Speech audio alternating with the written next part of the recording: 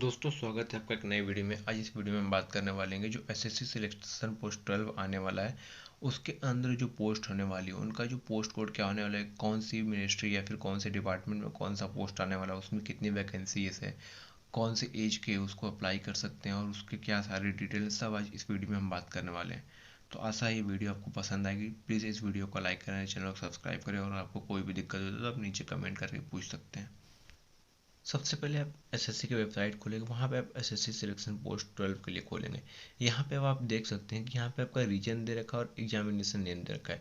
तो सबसे पहले हम लोग रीजन सेलेक्ट करेंगे, तो जिस भी रीजन में आपको सेलेक्ट करना है उस रीजन पे आप क्लिक करेंगे। यहाँ पे हम लोग रीजन पे क्लिक करते हैं, यहाँ पे देख सकते हैं सेंट्रल है, ठीक है, ईस्टर्न है, जो भी सारा ढेर सारा रीजन दे रखा है।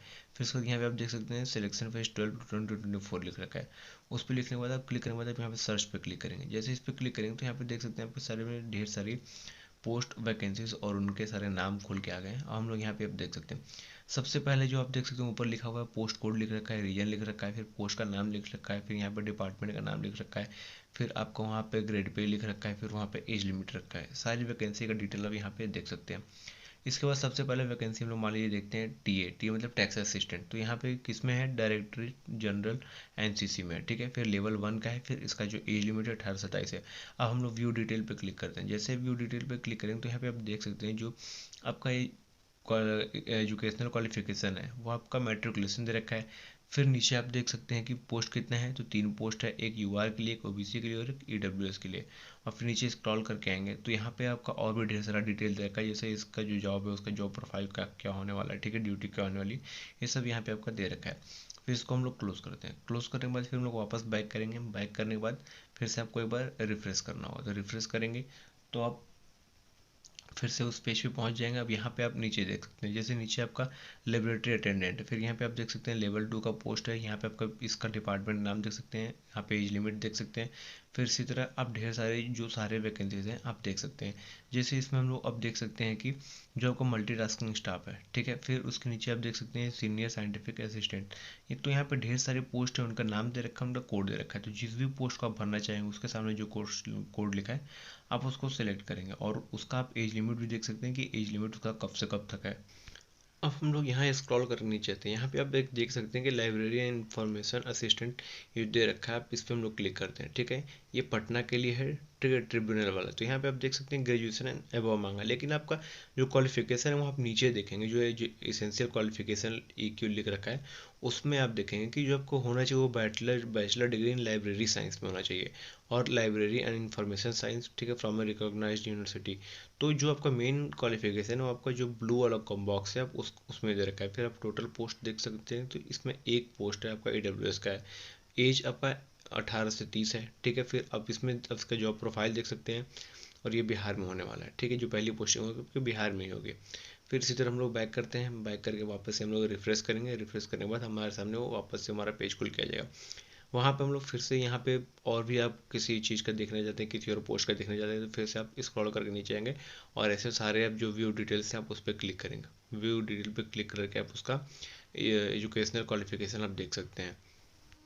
उसके बाद हम लोग स्क्रॉल करके नीचे आएंगे तो अब यहाँ पे आप देख सकते हैं UDC लिखा हुआ है, directorate of marketing and inspection लिख रखा है। फिर 18 से 25 एज है, लेवल 4 का है। फिर व्यू डिटेल पे क्लिक करेंगे तो आप देख सकते हैं ग्रेजुएशन इन अबव और सिर्फ ग्रेजुएशन में मांग रखा है, लेकिन सिर्फ एक ही पोस्ट है AWS के और 18 से 25 साल इसमें एज दे रखा है, ठीक है। तो वापस से फिर हम लोग बैक करेंगे। बैक करने के बाद हम लोग रिफ्रेश करेंगे। जैसे ही रिफ्रेश करेंगे तो हमारे सामने वापस से वो पेज खुल के आ जाएगा। अब फिर हम लोग यहाँ पे देख सकते हैं स्क्रॉल कर नीचे आएंगे तो एकदम लास्ट में जाएंगे। लास्ट में हम लोग को एक पोस्ट दिख रखा है जो कि हमारा हेड कलर का है, तो हम लोग उसके जो व्यू डिटेल है उस पर क्लिक करेंगे, ठीक है। और लेकिन जो उसका एज लिमिट है वो आप देख सकते हैं कि वो आपका जो है 18 से 30 साल है, ठीक है। फिर गंगा फ्लड कंट्रोल कमीशन के अंडर में आता है पटना के लिए। फिर इसमें भी देख सकते हैं 2 ही पोस्ट है, एक OBC के लिए और एक जनरल के लिए। फिर इसमें सिर्फ नॉर्मल ग्रेजुएशन ही मांग रखा है और ये 18 से 30 साल वालों के लिए। फिर हम लोग बैक करके वापस से कंटिन्यू पे क्लिक करेंगे तो हमारा वापस से वो पेज खुल जाएगा और हम लोग वापस से एक और बैक करेंगे तो जो हमारा रीजन है हम उस रीजन को चेंज करके दूसरे रीजन में जा सकते हैं। जैसे हम लोग जाते हैं आपका साउदर्न रीजन में, ठीक है, या फिर वेस्टर्न रीजन में, किसी भी एक रीजन में जा सकते हैं। तो यहाँ साउदर्न में हम लोग क्लिक करते हैं। फिर हम लोग सर्च पे क्लिक करेंगे। जैसे सर्च में क्लिक करेंगे तो साउथ के जितने भी रीजन है वो हमारे सामने, साउथ के जितने भी पोस्ट हैं वो हमारे सामने खुल के आ जाएंगे। अब हम लोग यहाँ पे देख सकते हैं कि मास्टर ग्रेड 1, जो मास्टर ग्रेड 1 है वो आपका सारा डिटेल हम लोग उसका देख सकते हैं। ये आपका देख रहे हैं मैट्रिकुलेशन मांग रहा है और इक्विवेलेंट मांग रहा है, रिकॉग्नाइज्ड बोर्ड फिर certificate of master of first class ISV, और उसके साथ साथ जो भी आपका क्वालिफिकेशन मांग रहा है सब यहाँ पे आप देख सकते हैं। इसमें टोटल 4 वैकेंसी है, 18 से 42 साल एज लिमिट है, लेकिन जो इसका क्वालिफिकेशन है थोड़ा अलग है, इसलिए हमें नहीं लगता ये सारे लोग इसको अप्लाई कर सकते हैं। फिर यहाँ पे हम लोग बैक करके फिर वापस से हम लोग कंटिन्यू पे क्लिक करेंगे तो हमारा वापस से वो पेज खुल के आ जाएगा। उसके बाद हम लोग स्क्रॉल करके नीचे आएंगे। जैसे यहाँ पे हम लोग नीचे आएंगे तो यहाँ पे आप देख सकते हैं कि जो ड्राइवर का मैकेनिक का जो है डायरेक्टर ऑफ प्लांट प्रोडक्शन, ठीक है, तो हम लोग इसमें देख सकते हैं कि ये जो हम लोग का पोस्ट है ये एक ही पोस्ट है OBC के लिए 18 से 27 साल के लिए। अब इसमें जो आपका क्वालिफिकेशन है वो आपका 3 पार्ट है। पहला आपको तो 10th पास होने चाहिए, दूसरा जो आपका सर्ड लाइसेंस है वो HMV या LMV होना चाहिए और वो 3 साल पुराना होना चाहिए, और जो तीसरा बात है वो आपको ड्राइविंग टेस्ट जो है वो आपको पास करना पड़ेगा। अगर आप नहीं पास कर पाते हैं तो नहीं हो सकता, ठीक है। तो फिर हम लोग बैक जाते हैं, बैक जाने के बाद वापस से हम लोग इसको कंटिन्यू पे क्लिक करेंगे। कंटिन्यू क्लिक करने के बाद हमारे सामने सारे पोस्ट खुल के आ जाएंगे। उसके बाद हम लोग नीचे आएंगे। नीचे आने के बाद जो एडमिनिस्ट्रेटिव असिस्टेंट या जूनियर असिस्टेंट के जो फॉर्म दिख रहा है इस पर हम लोग जो लेवल 6 का है 18 से 30 साल के लिए व्यू डिटेल पे हम लोग क्लिक करेंगे। जैसे इस पर हम लोग क्लिक करेंगे तो हम लोग सामने इसका सारा डिटेल खुल के आ जाएगा। अब इसमें बोल रहा है कि आपके पास ग्रेजुएशन या अबव होना चाहिए, प्लस इसमें जो बोल रहा है कि आपके पास 3 ईयर का एक्सपीरियंस होना चाहिए जिस फील्ड में जॉब है उस फील्ड में, ठीक है।